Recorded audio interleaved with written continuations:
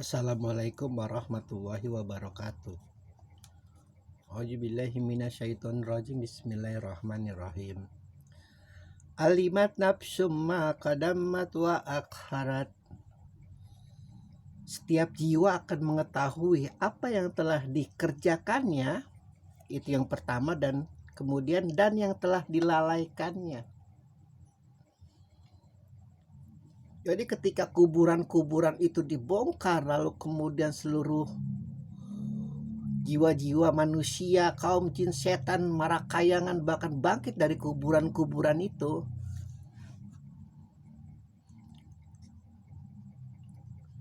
karena mereka memiliki akal. Karena akal itu adalah, kalau di sebuah robot itu ada chip, namanya penyimpanan memori-memori apa yang telah mereka lakukan. Lalu apa yang mereka lakukan itu akan terbelah menjadi dua ingatannya. Apa yang mereka lakukan tentang kebaikan mereka selama hidup, dan apa yang mereka lakukan tentang keburukan mereka selama hidup.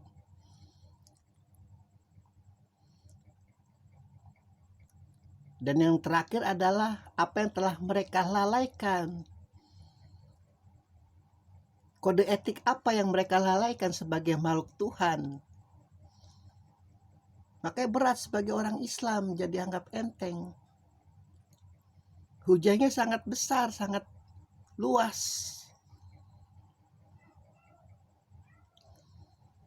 Apalagi ketika engkau memiliki murid-murid yang luar biasa banyak. Apalagi ketika engkau dianggap sebagai seorang yang faqih, sebagai orang yang alim, sebagai orang yang berilmu. Itu tidak boleh lalai sama sekali. Kalau murid-muridmu berkata kotor, mungkin Allah tidak terlalu marah. Tapi ketika engkau berkata kotor di hadapan muridmu, engkau berkata kotor di hadapan majelismu. Karena Rasulullah tidak seperti itu kelakuannya. Itu yang pertama.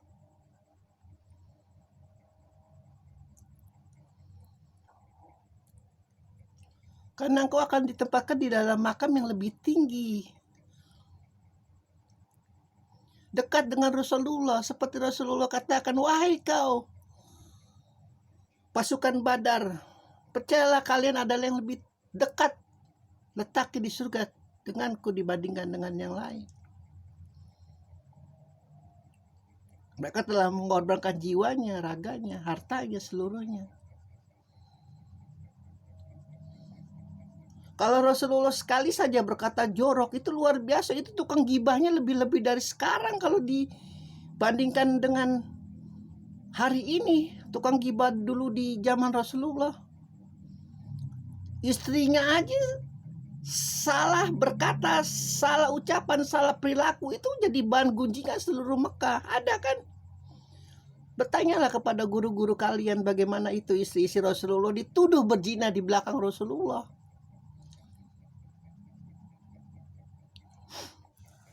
Itu yang namanya kelalaian itu, dan itu sangat disukai itu oleh lanatullah, iblis itu. Kelalaian.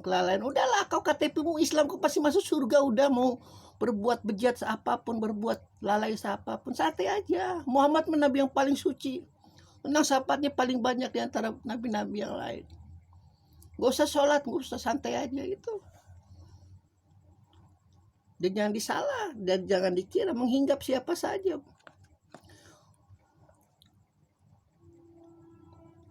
Meskipun Allah menjanjikan engkau bertemu dengan aku itu caranya sebanyak butir pasir di pantai.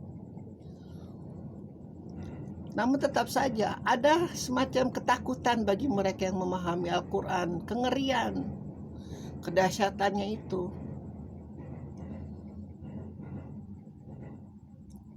Kembali kepada surat Al-Infitar, ketika kuburan-kuburan dibongkar, lalu kemudian jiwa-jiwa manusia itu keluar sesuai dengan apa yang dulu dia telah dikerjakannya. Ada yang bermuka babi, ada yang bermuka anjing, ada yang bermuka serigala, ada yang bahkan seperti ular merayap.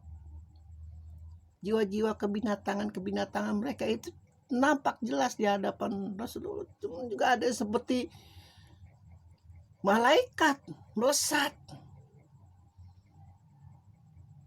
Ada yang seperti raja, ada yang seperti ratu penampakannya sesuai dengan amalannya. Ditemani dengan Al-Qur'annya, ditemani dengan kebaikan-kebaikannya selama hidup.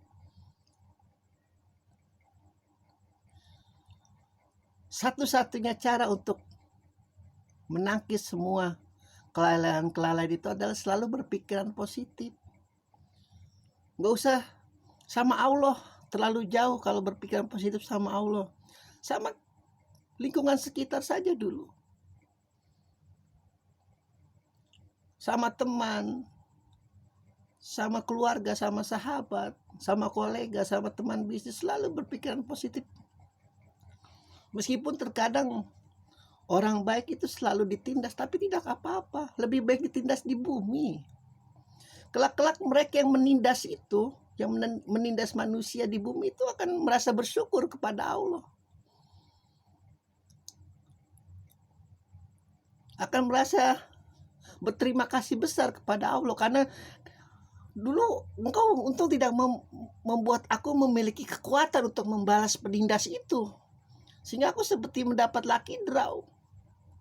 Sebenarnya penindas itu mau tidak mau harus mempertanggungjawabkan kelalaian-kelalaiannya itu. Berat jadi seorang pemimpin. Namun besar juga kedudukannya di mata Allah. Tidak ada satu pemimpin pun di dunia ini yang tidak mendapat restu langit dan bumi. Tidak ada. CCTV yang paling besar itu langit. Bukan di rumah kita, bukan di kantor kita. Terbatas itu CCTV. Dan dikira pemimpin-pemimpin itu tidak diawasi oleh langit, tidak diawasi oleh bumi. Kelakuan-kelakuan mereka tidak sesuai dengan SOP mereka, tidak. Apakah mereka mengambil jatah terlalu banyak? Tidak.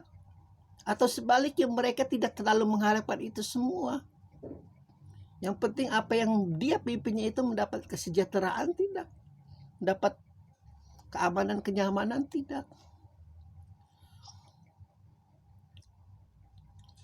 Imam Ali mengatakan yang hak dan yang batil itu tidak akan pernah bisa tercampur. Nanti yang hak dan yang batil itu nanti benar-benar terpisah di hari penghisapan. Hitam dan putih itu nanti akan sejelas-jelasnya, seterang-terangnya. Kalau hal itu bisa terjadi di bumi, iblis sudah tidak bisa apa-apa lagi, udah nggak bisa main-mainin lagi. Tidak ada itu, nanti akan yang berkata nyari duit yang halal aja susah, nyari duit yang haram aja susah, apalagi yang halal. Tidak ada bisa itu berkata-kata manusia, karena yang hak dan yang batil sudah terpikirkan oleh kita, udah jelas pintu rezeki mana yang harus kita lewati, pintu rezeki mana yang harus kita tinggalkan, sudah terlihat jelas. Hanya di bumi saja ini kita selama hidup dunia abu-abu karena keterbatasan manusia. Selain umurnya pendek, pandangnya juga tidak terlalu pandai-pandai amat. Kemampuan fisiknya juga tidak terlalu luar biasa dibandingkan dengan umat-umat terdahulu, karena itu permintaan Rasulullah. Pendekkan umur umatku, tapi tingkatan untuk amalianya itu lebih tinggi daripada umat-umat yang lain. Bahkan engkau berhenti di tengah jalan, menggeser batu di tengah jalan, itu luar biasa pahalanya di mata Allah.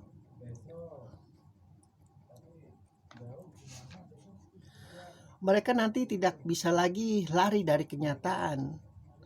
Setiap jiwa-jiwa itu mengetahui apa yang telah dikerjakannya dan dilalaikannya itu semata-mata untuk Allah atau untuk kepentingan dirinya sendiri. Sudah tidak ada lagi istilah kasarnya itu pembelaan. Seluruhnya benar-benar pasrah kepada yang namanya Sang Pencipta. Wahai manusia, engkau telah bekerja keras menujuku, sekarang saatnya ayo. Dari yang paling durjana sampai yang paling soleh,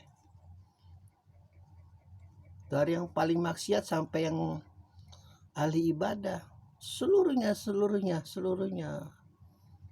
menuju kepada suara itu. Alhamdulillahirabbil alamin.